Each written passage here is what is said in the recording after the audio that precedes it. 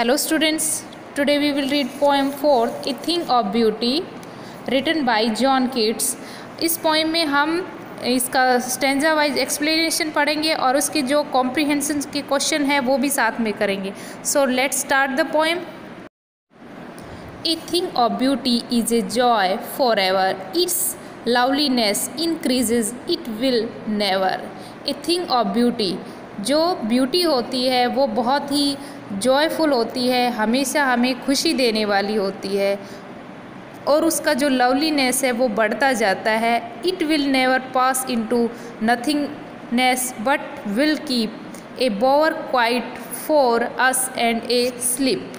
Bore मतलब होता है प्लीजेंट शेड, ये हमें बहुत ही प्लीजेंट शेड देती है क्या, ब्यूटी, जब हम सोते हैं। Full of sweet dreams and health and quite breathing, और जब हम इस ब्यूटी में होते हैं तो हम फुल ऑफ स्वीट ड्रीम्स लेते हैं, हेल्थी फील करते हैं और एक अच्छी गहरी ब्रीथिंग भी लेते हैं, एक अच्छी सांस लेते हैं। तो स्टेंजा में ये कहा गया है कि थिंग्स ऑफ ब्यूटी, ब्यूटी है वो उसका जो जॉय होता है वो फॉरएवर होता है, एंडलेस होता है, हम उसको जब इंजॉय करते हैं तो बहुत ही प्लेजेंट फील होते हैं। अब इसमें जो क्वेश्चन बन रहे हैं वो हम डिस्कस करते हैं विद आंसर। यहाँ पे देखिए फर्स्ट क्वेश्चन है how is a thing of beauty और joy a joy for ever. तो इसका आंसर है a thing of beauty is the source of constant joy, its beauty goes on increasing, it will never pass into nothingness. Next है what do you understand by a bower, कि आप bore से क्या समझते हो। तो इसका आंसर है a bower is a pleasant place in the shade under a tree. Bower means होता है एक प्लीजेंट प्लेस जो shade under a tree, tree के नीचे जो शेड होती है, छाया। Its protects person, animals and the hot rays of the sun, और ये हमें क्या फील कराती है, प्रोटेक्ट देती है पर्सन को, एनिमल्स को, और जो हॉट रेज, सन की हॉट रेज जो हमारे अर्थ के ऊपर पड़ती है उनसे हमें प्रोटेक्ट करती है। तो यहाँ पे इसके दो क्वेश्चन बन रहे हैं। फर्स्ट है how is a thing of beauty a joy for ever, and next है what do you understand by a bower. अब हम नेक्स्ट स्टेंजा है वो रीड करते हैं। Stanza number 2, therefore on every morrow, morrow means morning या yesterday, are we wreathings a flowery band to bind us to the earth. तो ये कहता है कि हम जब मॉर्निंग में उठते हैं तो फिर से हम अच्छा फील करते हैं। ब्रीदिंग मतलब होता है वीविंग या कुछ चीज़ को बुनना, जैसे कि एक फ्लावरी बैंड है उसको हम बनाते हैं इस अर्थ पे। Spite of despondence of the inhuman dearth, despondence मतलब होता है सैडनेस, इनह्यूमन मतलब cruel, of noble nature of the gloomy days. हम सुबह जब हम ये यस्टरडे या मॉर्निंग में जब हम उठते हैं तो फिर से नेक्स्ट डे के लिए प्रिपेयर हो जाते हैं। यहाँ पे कहा गया है कि एक फ्लावरी बैंड बनाते हैं हम अपने नेक्स्ट के लिए। Of noble nature of the gloomy days, gloomy days चाहे हम सैडनेस वाले डे होते हैं लेकिन फिर भी हम नेचर्स में बेटर और गुड फील करते। ऑफ ऑल द अनहेल्दी और over darkened ways made for our searching, चाहे हम अनहेल्दी हो या फिर सैडफुल जो डार्क डे हो हमारी लाइफ में, हम फिर भी मेड फॉर आवर सर्चिंग, अपने लिए खुशी है वो ढूंढते रहते। अब इसके जो क्वेश्चन है वो डिस्कस करते हैं। Why are we despondent, answer है वी possesses द evil qualities of malice and disappointment, we suffer from the lack of noble qualities, that is why we feel despondent। हम डिस्पोंडेंट्स कब फील करते हैं, सैड कब फील करते हैं, जब हम उदास होते हैं। इसका नेक्स्ट क्वेश्चन नंबर 2 है what removes the pall from our dark spirits. Pall means होता है क्लाउड्स, डार्क क्लाउड्स। तो इसका आंसर है सम ब्यूटीफुल शेप्स और a thing of beauty remove the pall of sadness from our hearts of spirits. अब यहाँ पे हम थर्ड स्टेंजा है वो स्टार्ट करते हैं। Yes in spite of all some shape of beauty moves away the pall, dark clouds, pal means dark cloud. From our dark spirits such the sun, the moon, trees old and young, sprouting a shady boon. अब poet बताते हैं कि हमें जो beauty है वो कहाँ से मिलती है।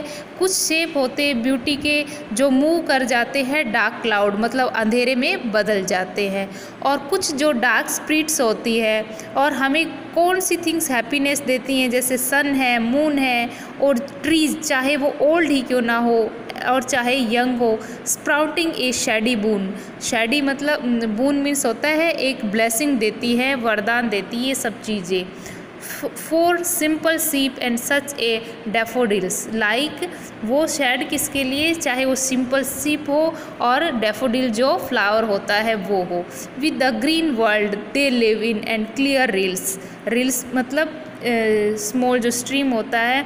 इस वर्ल्ड को हरा भरा देखकर हमें बहुत हैप्पीनेस मिलती है, और जब जो स्ट्रीम है, नदी है, वो बहती हुई देखकर हमें बहुत अच्छा लगता है। That for them self A cooling covert make, और ये एक क्या बनाती हैं, बहुत ही कवर्ट मतलब होता है shelter. Giants the hot season, इतने जब गर्मी का मौसम होता है तब। The mid forest brake, mid forest में ब्रेक मतलब एज ए हर्ड, झुंड। Rich with a sprinkling of fair musk rose bloom, और मस्क रोज की जो बूंदें हैं वो इनके ऊपर स्प्रिंकल की जाती हैं। अब इसमें जो जो क्वेश्चन है वो देखते हैं।